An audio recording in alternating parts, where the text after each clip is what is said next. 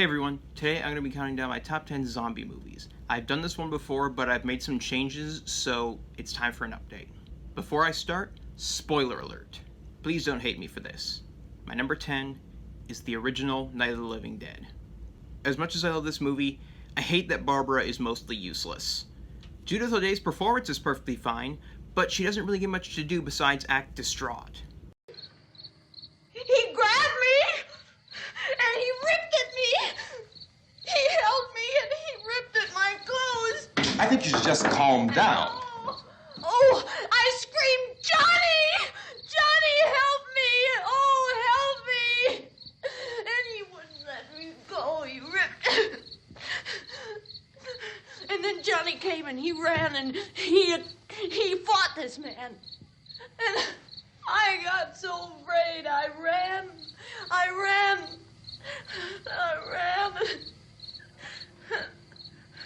And Johnny didn't come.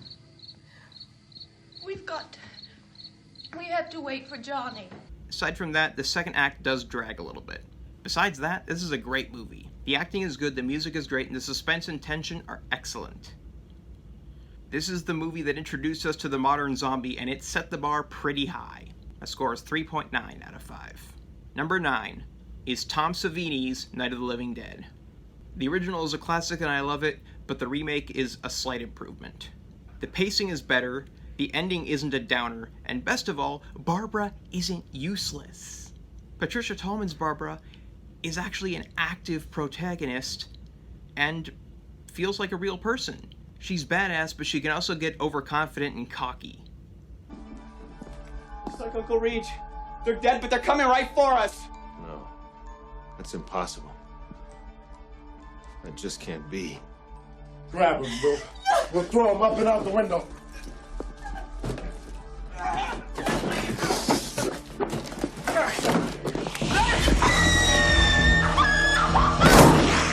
Is he dead? No! Is he dead? You're all saying this. Is he dead? Stop it! You're losing it, girl. You are losing it! You think so?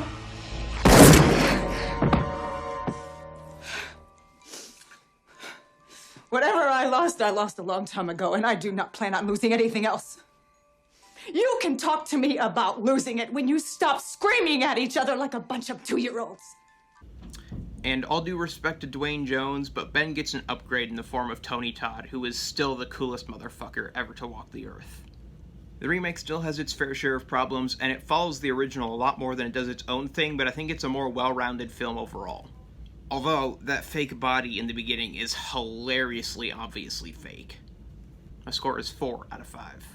Number 8 is Anna and the Apocalypse. Against all odds, this movie somehow manages to blend two very different genres together with style and substance. The acting is solid, the characters are likable and believable, though not always both. The musical numbers are fun, and the kills are bloody and awesome. This thing I've been waiting for, and I'm flying. My feet won't touch the ground. I'm ready for turning my life around. I'm waking. Spent too long playing dead. I'm shaking these blues out of my head. Not letting anybody bring me down. I'm ready for turning my life around. It's a brand new day, and I'm miles away. I am miles away.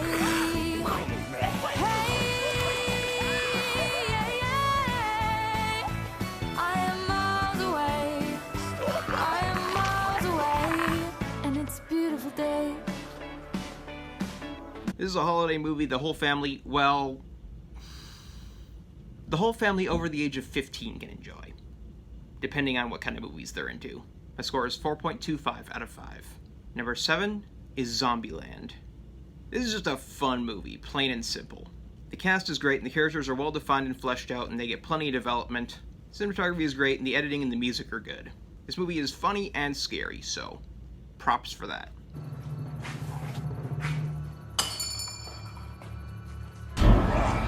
What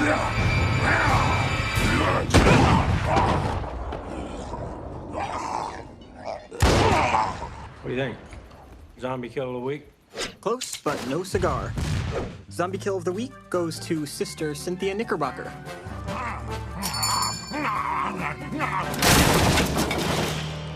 Poor flat bastard. The opening credits are awesome, and Bill Murray's cameo is definitely a highlight.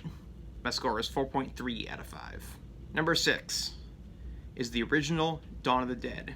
This movie is another classic, and my only complaint here is the slow pacing. The acting and the writing are both great. Ken Foree was and always will be a badass. The zombie makeup isn't the best, but it's not awful. The action is good, and the music is fantastic. Roger!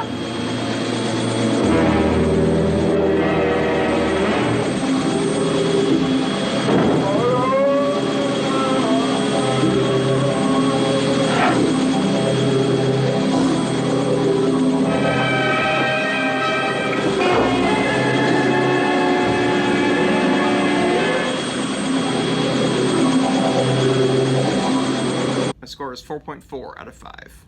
Number 5 is Zack Snyder's Dawn of the Dead. Like Night of the Living Dead, the original Dawn is a classic, but I think this remake is a slight improvement. The characters aren't quite as fleshed out, and the ending is just okay.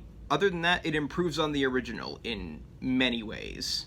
The pacing is better, the action is more intense, and the zombies feel like more of a threat.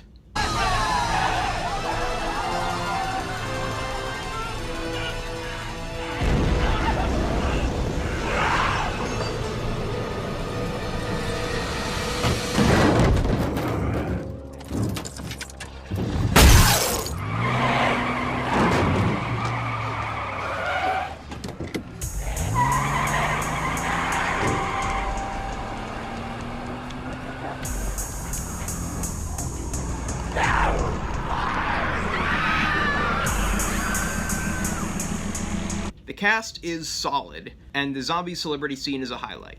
Also, a lot of people don't notice this because it's subtle.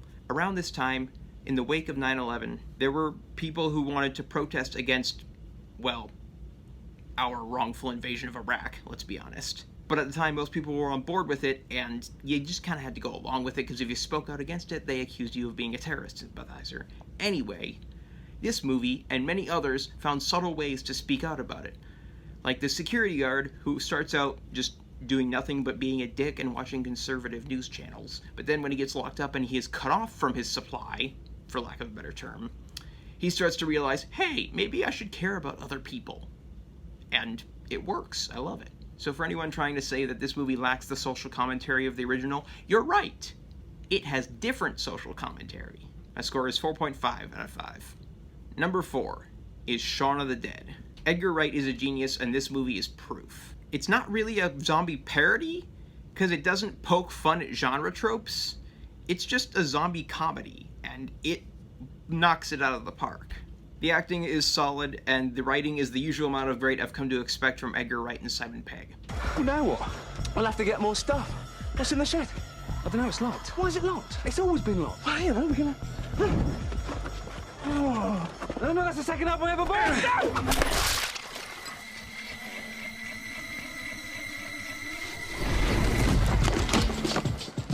Now, some of these are limited. Whoa! What was that? I think it was Blue Monday. Man, there was an original pressing. For fuck's sake. Purple Rain. No. Sign of the Times. Definitely not. The Batman soundtrack. Throw it. Okay. Oh, Dire Straits. Throw it.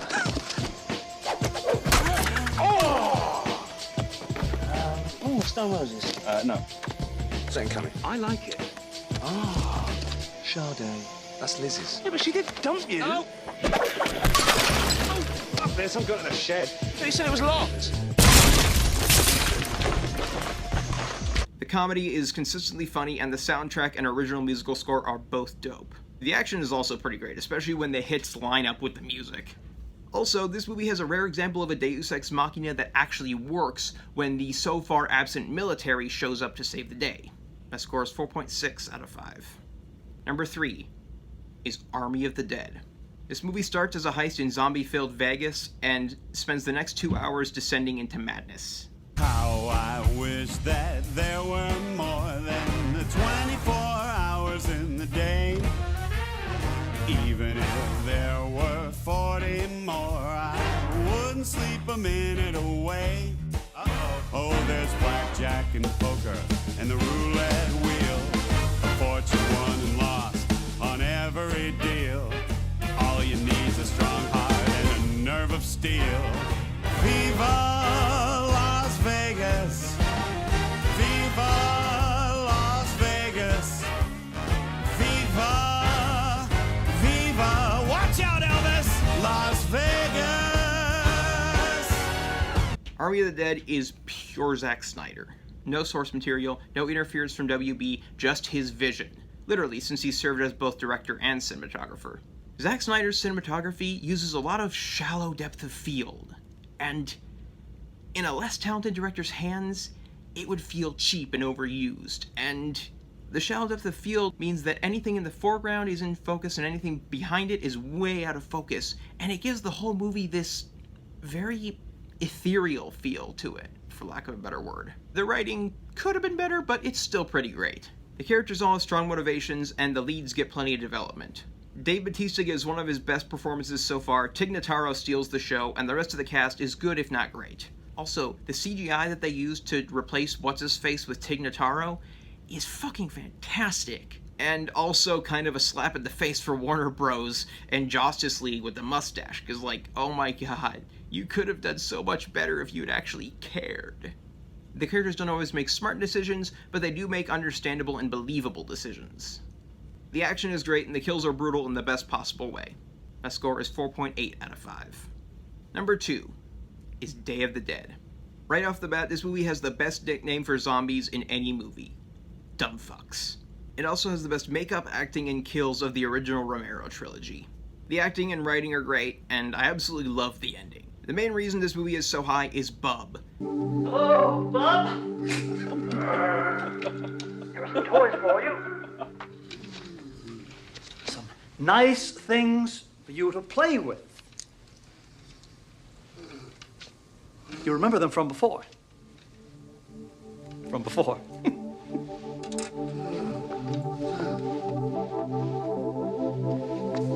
You've seen the other things before, but the book is new.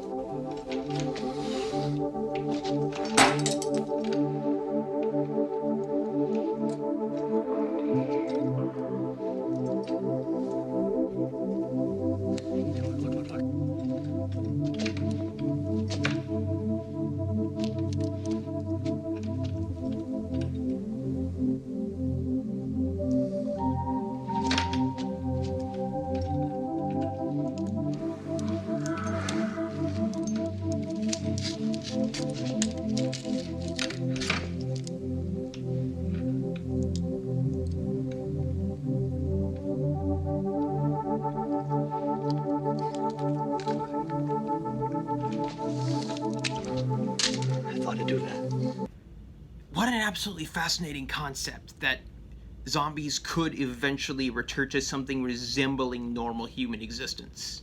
I kind of wish Romero's later movies had explored this more, but aside from Land of the Dead, they really didn't.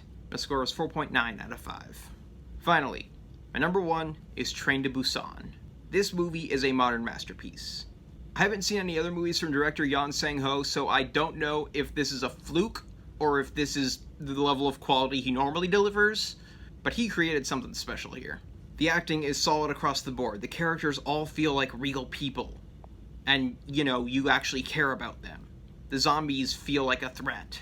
And the train setting really helps set the movie apart.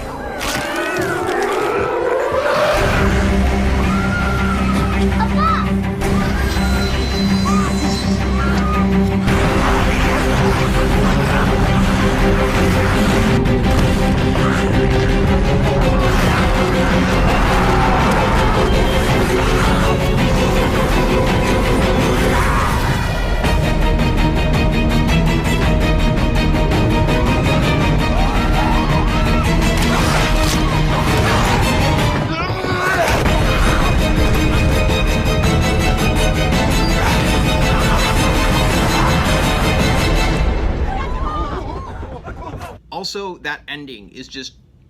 damn. My score is 5 out of 5. Hey everyone, let me know what you think. What are your favorites that I missed? Like and subscribe and all that. If you don't like the video, subscribe anyway so you can tell me how bad my other stuff is. That's all for now. Stay safe in these crazy times.